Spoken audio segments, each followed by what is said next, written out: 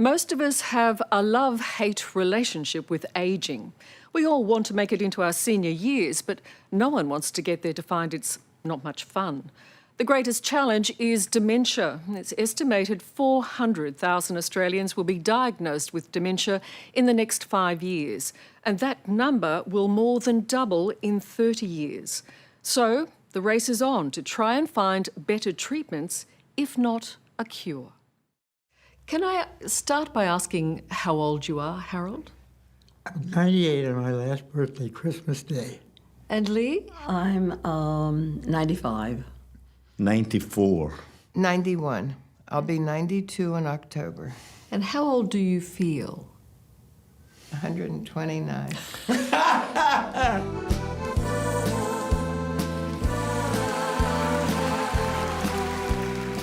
Officially, they're known as the oldest old. Men and women over the age of 85.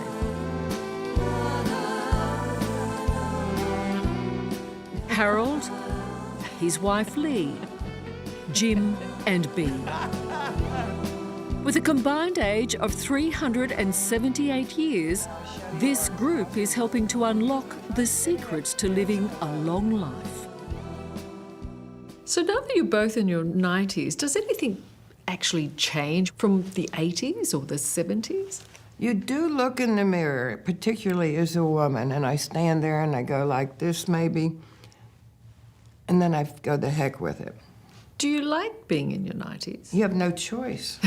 Of course. Well, what's the alternative? I just don't think of my age.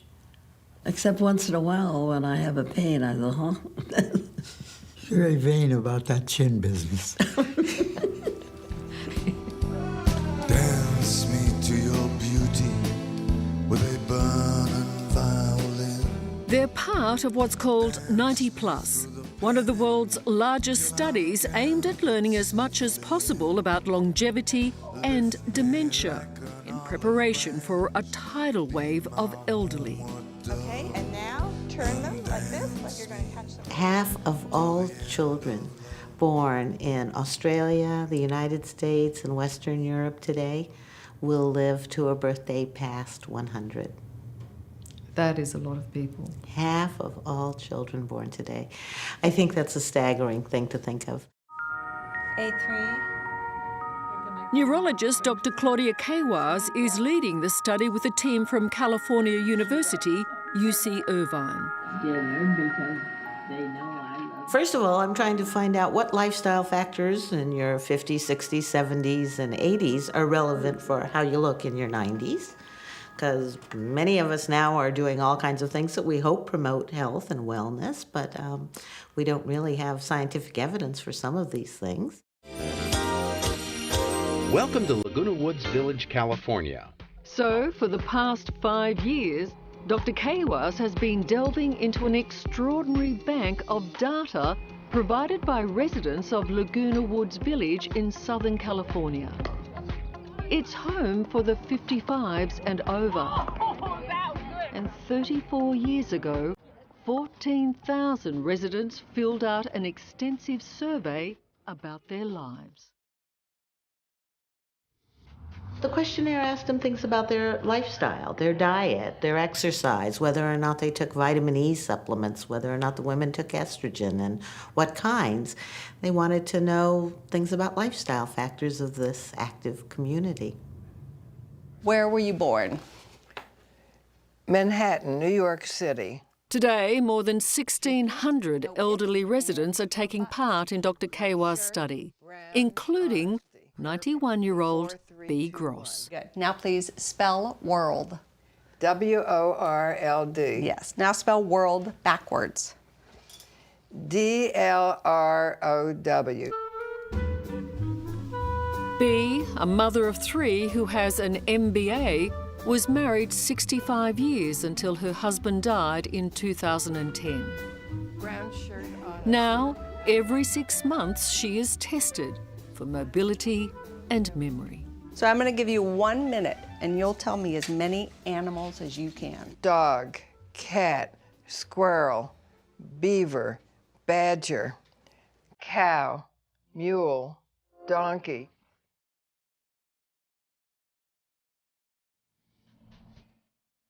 The results of the study so far are interesting. Alcohol gets a thumbs up.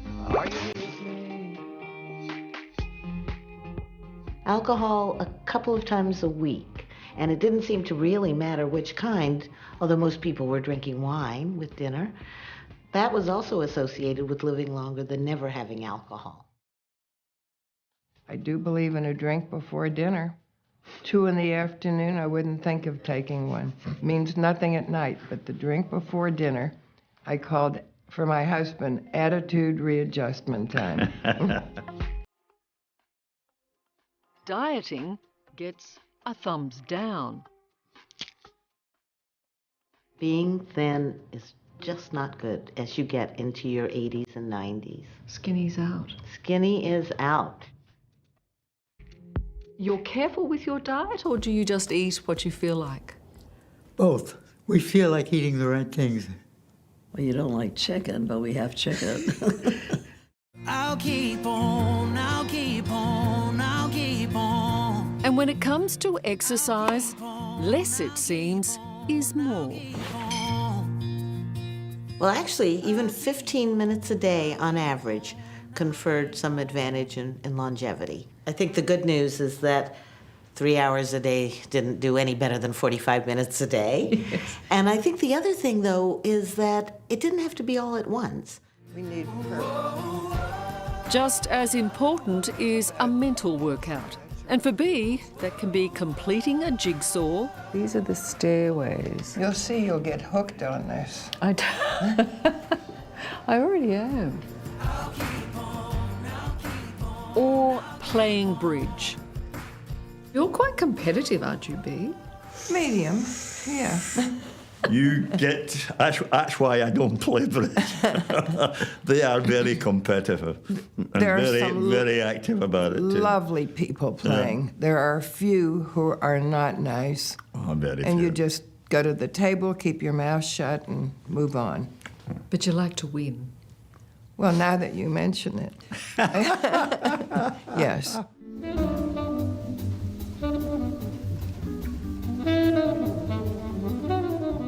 For Harold and his wife Lee, their daily chores are enough to keep them on the move. And after 48 years of married life, they believe their relationship is the greatest contributor to their long lives. And then pull that down there. I think without her, I wouldn't be here today.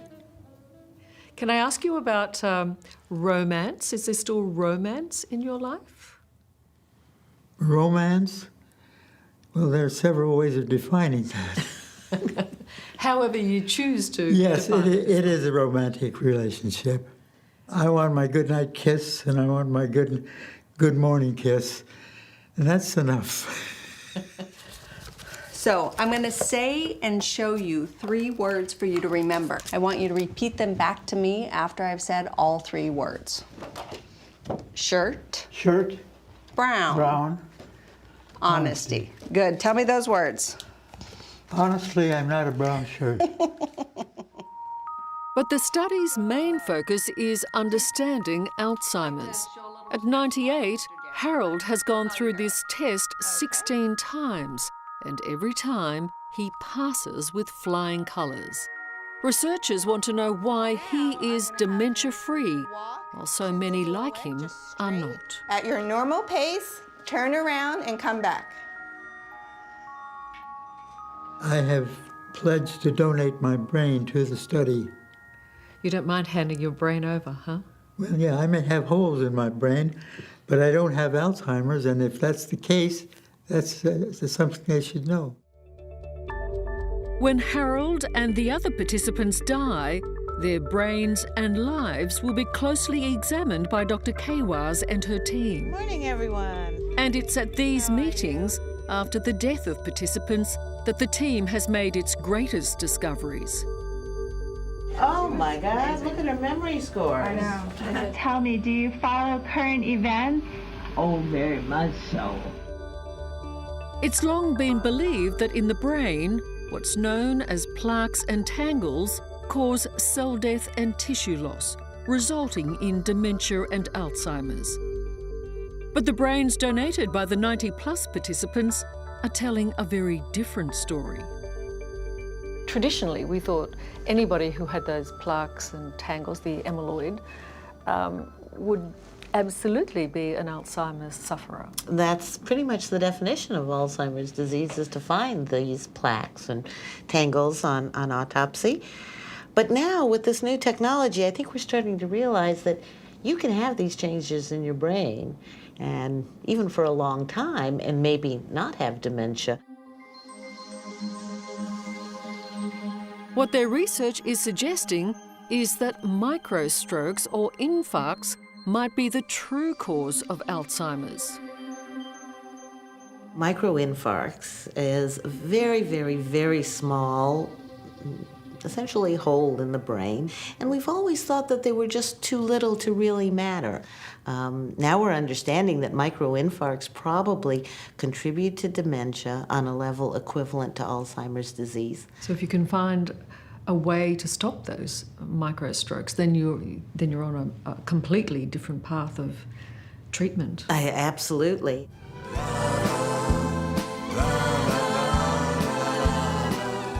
And Dr. Kaiwas is also reassessing the impact of high blood pressure.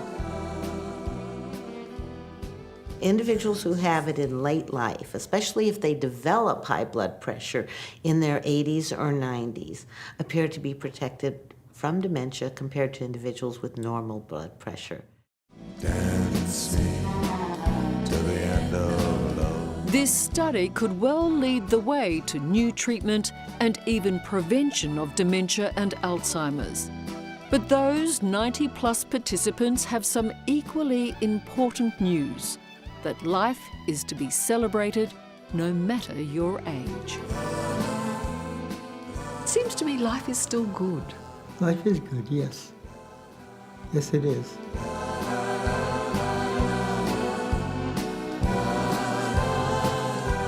I mean, when we were children and we were 50 years of age, you were old. So that's how much the world has changed. Now, the 80 and 90 years of age is pretty normal.